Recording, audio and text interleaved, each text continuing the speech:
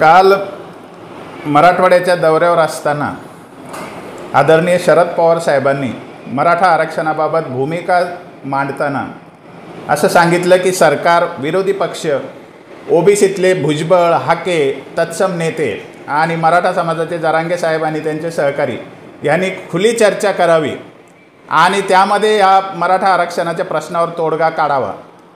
खरं म्हणजे शरद पवार साहेबांनी मराठ्यांचा पुन्हा एकदा चेंडू केलेला आहे असं मला वाटतं। शरद पवार साहेबांच्या व्यक्तिमत्वाचा मी एक अभ्यासक आहे। मी भाजपवर आणि फडणवीसावर अनेक वेळा टीका करतो, परंतु मराठा समाजाला सत्य सांगावं या भूमिकेतून मी हे बोलतोय। शरद पवार साहेबांनी मराठा आरक्षणाच्या प्रश्नाच्या मुळाशी काही खुट्या मारून ठेवलेल्या आहेत। पहिल्यांदा म्हणजे 1967ला पवार साहेब आमदार झाले आणि त्याच वर्षी ओबीसीची पहिली यादी तयार झाली, त्यात मराठा समाज नव्हता। शरद पवार साहेबांना आरक्षण समजत नव्हतं असं काही कोणी समजू नये।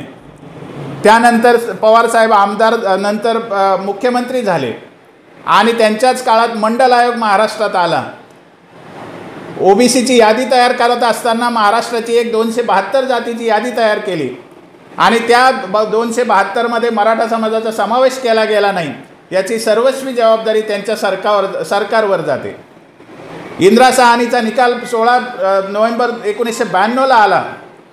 त्या निकालात कुठेही राज्यामध्ये मंडल आयोग लागू करायला सांगितलेला नव्हता। मंडल आयोग संसदेने किंवा कोर्टाने कधीही मान्य केलेला नाही आहे, परंतु महाराष्ट्रामध्ये 1994ला मंडल आयोग लागू करण्याच्या नावाखाली याच शरद पवार साहेबांच्या सहीने ओबीसीच्या आरक्षणात 1994ला तब्बल 18% वाढ करण्यात आली।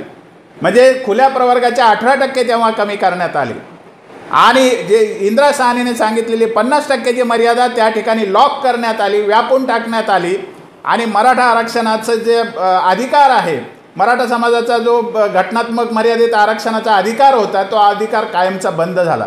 त्यामुळे 2010ला म्हणजे आता जी बातमी सगळीकडे आहे पुढारी वर्तमानपत्रातली की मराठ्यांना कधीही कायदेशीर आरक्षण मिळणार नाही, त्याचं कारणच 1994चा GR आहे।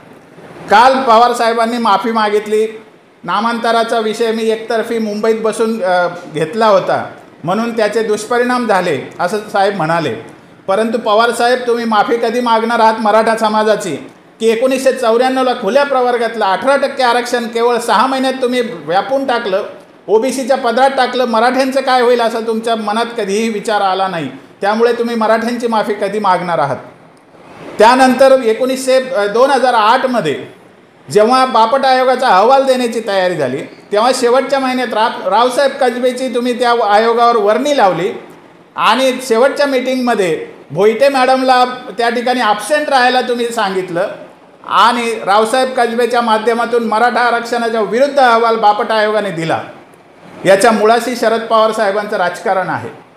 त्यानंतर पुन्हा 2008 मध्येच मेटे साहेब तुमचेच आमदार होते, त्यांना स्वतंत्र मागणी करायला सांगितली की 50%च्या वरचं 25% आरक्षण तुम्ही मराठ्यांना द्या अशी सरकारकडे मागणी त्यांना करायला लावली।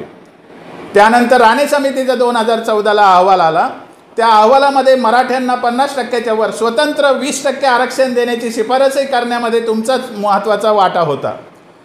एकदा तुम्ही 50%ची मर्यादा व्यापून टाकली, ओबीसींना मनमानी पद्धतीने, घटनाबाह्य पद्धतीने, बेकायदेशीर पद्धतीने आरक्षण देण्याचं धोरण तुमचं राहिलं, कधीही तुम्ही त्याबद्दल मराठ्यांच्या समोर एक चकार शब्दानेही कधीही पश्चाताप केलेला नाही।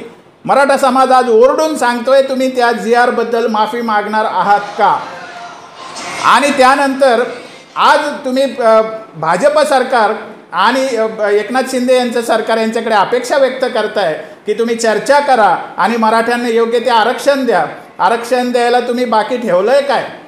मुळामध्ये कोणतंही सरकार आलं, अगदी शरद पवार साहेबांचं जरी सरकार पुन्हा आलं तरी आज एवढी ही जखम त्यांनी करून ठेवलेली आहे, एवढं घटनाबाह्य काम त्यांनी करून ठेवलेलं आहे की आता कोणालाही मराठा समाजाला 50%च्या आत आरक्षण देणं शक्य होणार नाही। एवढं सगळं कारस्थान शरद पवारांच्या राजकारणाने झालेलं असल्यामुळे मराठवाड्यातल्या मराठा समाजाचं तर तोंडचं पाणी पळालेलं आहे। गेलं वर्षभर मराठा समाज या ठिकाणी आंदोलन करतोय, करोडोच्या संख्येने मराठा समाज एकवटतोय आणि शरद पवार सांगतायत की या ओबीसीचे जे नेते आम्हाला शिव्या घालतात, आमच्या विरुद्ध जातीय तेढ निर्माण करतात, आम्हाला चिडवतात, मराठवाड्यात येऊन या ठिकाणी भाषणं ठोकतात, त्या भुजबळ आणि हाकेबरोबर मराठ्यांनी चर्चा करावी हे सांगणं शरद पवार साहेबांचा पलायनवाद आहे. आणि हे सांगणं म्हणजे शरद पवार साहेबांची मराठा विरोधी भूमिकेवर शिक्कामोर्तब आहे असं मला स्पष्ट वाटतं. त्यामुळे माझं आत्ता स्पष्ट मत आहे की शरद पवार साहेबांच्या आडी लपून हे सरकार कोणतंही आलं तरी शरद पवारांची जोपर्यंत देशात सत्ता आहे, जोपर्यंत देशात प्राबल्य आहे, महाराष्ट्रात प्राबल्य आहे, तोपर्यंत मला वाटत नाही कोणतंही सरकार मराठ्यांना घटनात्मक मर्यादेत आरक्षण देऊ शकेल.